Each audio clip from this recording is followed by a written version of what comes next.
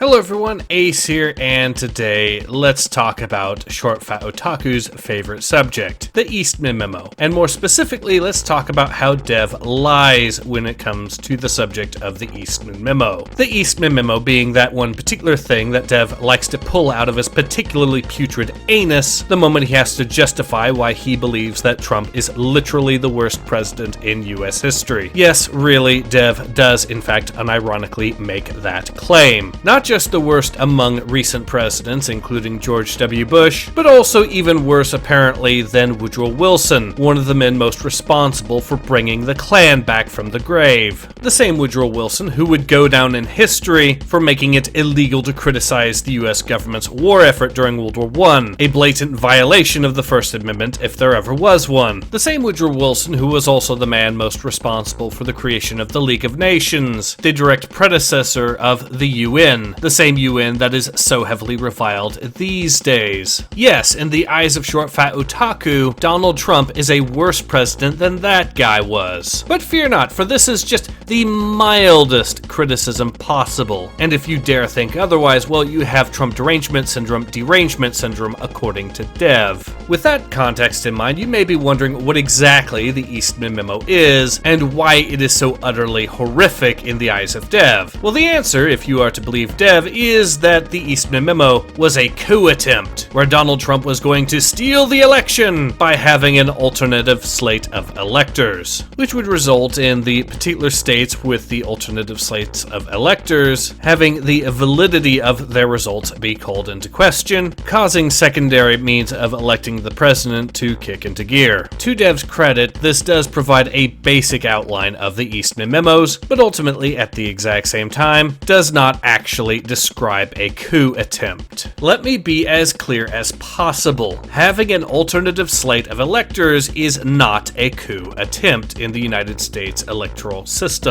Though rare, it is a thing that has happened as a result of close elections, and in some cases some pretty sketchy behavior from certain state governments, such as seen in the presidential election of 1876. An election that saw everything from fraudulent ballots, which resulted in both Republican and Democrat parties claiming victory in certain states, and thus providing multiple slates of electors as a result. For the record, it turned out historically that the Democrats were creating the fake ballots, by the way, or more accurately, tricking illiterate voters into accidentally voting for the Democrats by having the Democrat candidate be pictured next to an image of Abraham Lincoln for the Democrat ballot, Abraham Lincoln being a symbol of the Republican Party at the time. Yes, the Democrats were that fucking shady in trying to steal the election, and also were the ones, when you include the fraudulent ballots, technically had the most votes, and therefore won before the recounts, and therefore the Republican electors were the alternative slate, who existed ironically enough to combat actual election fraud. But you know, details like that are pretty inconvenient for people like Dev. But the 1876 presidential election went all the way from stuff like that, all the way to certain state governors just choosing to ignore the will of the people in choosing electors. Then there's also, of course, the weird case of the 1880 election, where the Democrat Party offered two alternative slates of electors in the state of Virginia over the particular topic of paying debt, both for the record being pledged to the exact same presidential candidate. In another instance, in the state of California, during that very same election, one elector was being scribbled out by people making votes for the presidential candidate of their choice, and enough so that it prevented that particular elector from being chosen, resulting in his opponent winning that particular position instead. Point is, having multiple slates of electors does not a coup attempt make.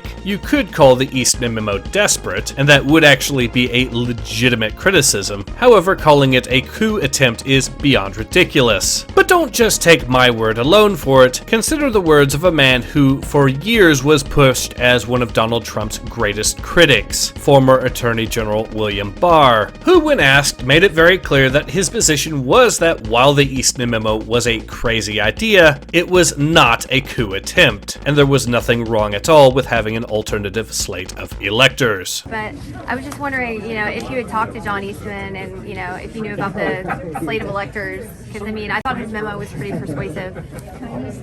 Well, his idea that the vice president could change things is crazy. Yeah. There's nothing inherently wrong with naming an alternative slate. Electors, there's nothing wrong with that.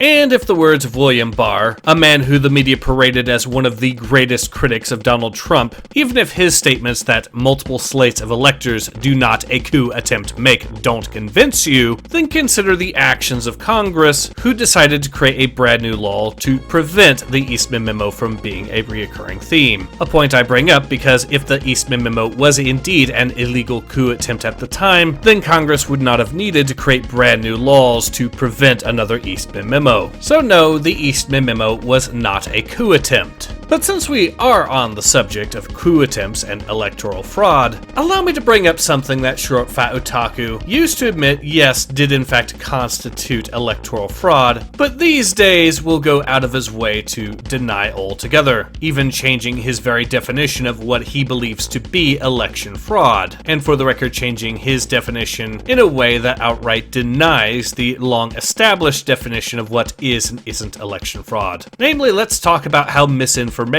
is indeed legitimately seen as a form of election fraud, with elections such as the 1970 Chilean presidential election going down in history as being fraudulent due to the misinformation being spread around during that particular election. It was because the opposing candidates were being backed by the US and Soviet governments respectively, with agencies from both of those governments actively involved in spreading misinformation in the hopes of bettering the chances that their chosen candidate would win. And like I said, this was done to such a degree that it resulted in the entire election itself being considered fraudulent in nature. And yes, there are other examples of elections that could be considered fraudulent in nature due to misinformation, such as in the case, for example, of the FBI telling social media companies that Hunter Biden's laptop was simply Russian propaganda and nothing more, in the hopes that they would suppress and censor said Hunter Biden laptop story. Again, this is something that back in August of 2023, Dev was all too willing to admit was a thing, and was also all too willing to admit that this was an attempt at election fraud. But back then, he believed that because the attempt failed, that we therefore shouldn't question the legitimacy of the election, and also that Joe Biden wasn't completely irredeemable for trying to steal the election. You know, while Dev was even back then trying to simultaneously claim that the Eastman Memo was a coup attempt where Donald Trump tried to steal the election and that somehow made him irredeemable, despite the fact that guys like William Barr openly stated that no, having alternate slates of electors does not a coup attempt or election fraud make. In fact, ironically enough, as we've seen with the 1876 election example, the alternative slate of electors were actually a means to combat actual election fraud. And given the conduct of the FBI during the election that the Eastman Memo is associated with, one could make the exact same point with regards to that alternative slate of electors as well. But how has Dev tried to justify all of this, and tried to deny that the suppression of the Hunter Biden laptop story is legitimately an example of election fraud?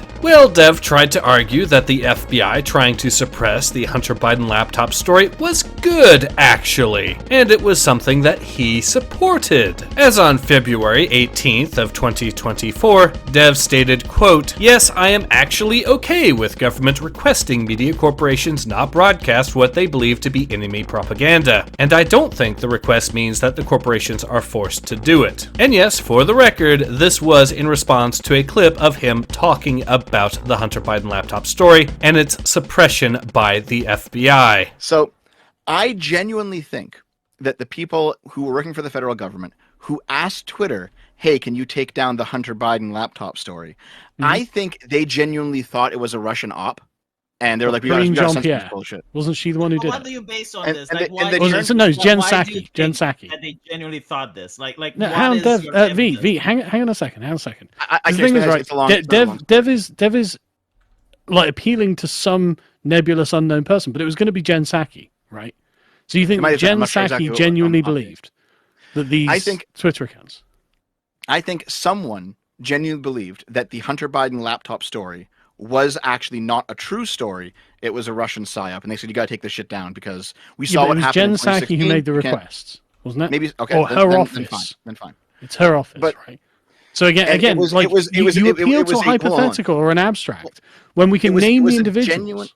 Okay, you can name them, but nonetheless, it was a genuine, true belief it was a genuine false belief. They believed it, but they were wrong. Why do you assume this? As a result of this, I decided to question him on this particular position by stating, quote, "Hey Dev, remember when you admitted that you believe the government attempting to shut down the Hunter Biden laptop story was an attempt by Democrats to steal the election?" To which he responded by stating, quote, "Yes, after doing a lot more reading, I'm not so sure about that anymore. Might be. Probably not, though." To which I responded by stating, quote, "Oh, so the sources saying the FBI knew the Hunter Biden laptop and its contents were real months before the attempt to suppress it were all wrong then somehow. That's what the sources you've read would ultimately have to say," unquote. It's worth noting that at that point, Dev not only failed to provide any sources whatsoever to back up his claims, but he also never even bothered to continue to engage in that particular discussion. In other words, he did what he always does when faced with harsh reality and runs for the hills in the hopes that you don't notice. For the record, this particular hot take on the part of Dev turned out to be so extreme that he couldn't even gaslight himself into actually believing it for long, because by July he ended up having to admit that yes, the FBI did in fact knowingly suppress the Hunter Biden laptop story, despite knowing that it was in fact real, and not just Russian propaganda. In other words, even Dev has to admit that yes, the FBI did in fact help commit election fraud in order to help Joe Biden win, though he has still not found it within himself to condemn Joe Biden for trying to steal the election. You know, even though the Eastman Memo is the absolute cornerstone of why Trump is utterly unelectable in the eyes of Dev. It is the one and main argument that he will bring up.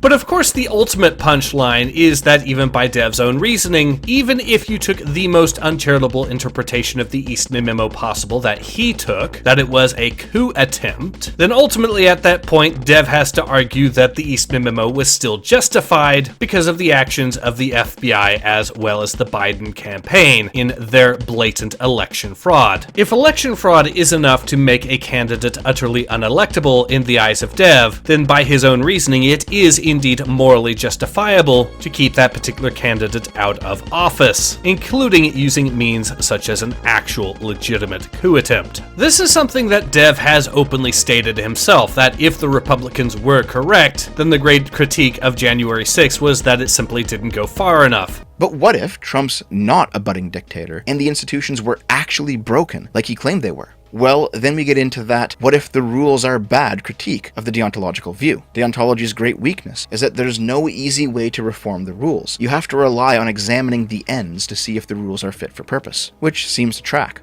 If evidence came out tomorrow that decisively proved the election was actually stolen from Trump, the only proper thing to do would be to screw the rules and give him his second term. But even then, that's not fully appealing to the ends in a sense. The end is Trump gets what's rightfully his, but it's that rightfully his part that is still an appeal to deontology. The process was corrupted, but we still appeal to the process as it should have functioned. The rules were bad, therefore we should have been following these good rules. So the fact that yes, the Biden campaign, the DNC, and the FBI all were involved in an act of election fraud via misinformation is enough to completely legitimize, by Dev's own reasoning, any response that Trump or Trump's supporters could ever muster, regardless of how extreme. If anything, by Dev's own reasoning, he should be actively praising Donald Trump for the Eastman Memo, or at least how he perceives the Eastman Memo to be. But of course, that is not exactly what's happening, because Dev is not being logically consistent. He has been using double standards at every opportunity with regards to this whole topic,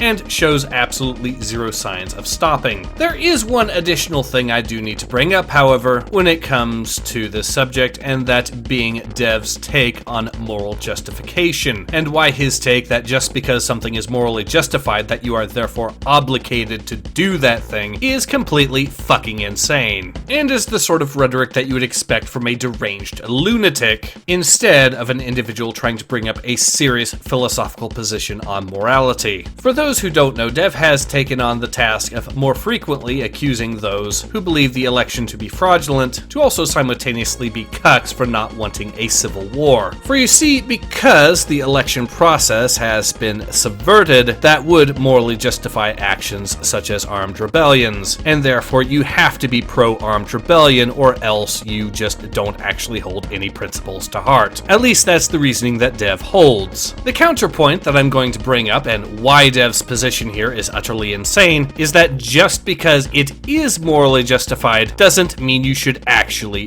do that thing, though. Especially if there are actual alternatives. That the election process can be successfully preserved without having to resort to violence. There are limits to the effectiveness of the election fraud that has been currently on display. This means that it can simply be powered through with enough effort. All you really need is enough people to vote for the candidate that would legitimately win in a fair election in order to win an election where the cards are stacked against him the way that they are in the US. Simply put, we just need more people voting for Trump. That's all we really need to overcome the current fraud, and if we do, then problem solved. Democracy gets successfully preserved peacefully. In that scenario, we don't have to experience a civil war that wrecks the economy and kills hundreds of thousands, if not millions of lives, and lasts for years on end. But according to Dev, that's what we must do if we are to hold any principles whatsoever. To put this to another example, a non-political example, mind you, but still an excellent example of Dev's moral philosophy in action, consider this. What you're seeing is body cam footage of an incident in which law enforcement officers are being shot at by some kids, aged 12 years of age and 14 years of age. Don't make me do this. Don't do this. Morally speaking, because these kids are shooting at the cops are therefore completely morally justified in just gunning those kids down. But just because they are morally justified in doing it, does that mean that the fact that these cops didn't gun the kids down and actually prayed to God that they didn't have to do that, does that fact make them absolute cucks and lesser men in the eyes of Dev? Well, according to his own moral philosophy, yes it does. According to Dev, these cops are subhuman for daring to not gun down kids. That is where his own moral stance has taken him. These are weak men, according to Dev. Men who are clearly in no position to be law enforcement officers. That is Dev's understanding of moral philosophy in action for you. And I believe I need to provide that example just to show how fucking insane and evil his position actually is, the moment you start to seriously analyze it with actual examples. And I have to bring that up also because that appears to be Dev's next angle of attack over the Eastman Memo. It's a coup attempt because it's morally justified to be a coup attempt in his eyes now, and failing to agree with his position means that you're just a lying cuck. Now for those curious, I will of course be providing links in the description below to the tweets that I have cited, as well as the footage that I used, and other sources as well, so you can check them all out for yourself if you should so desire. But in any case, this has been Ace. Hope to see you guys again soon. Take care. Ace out.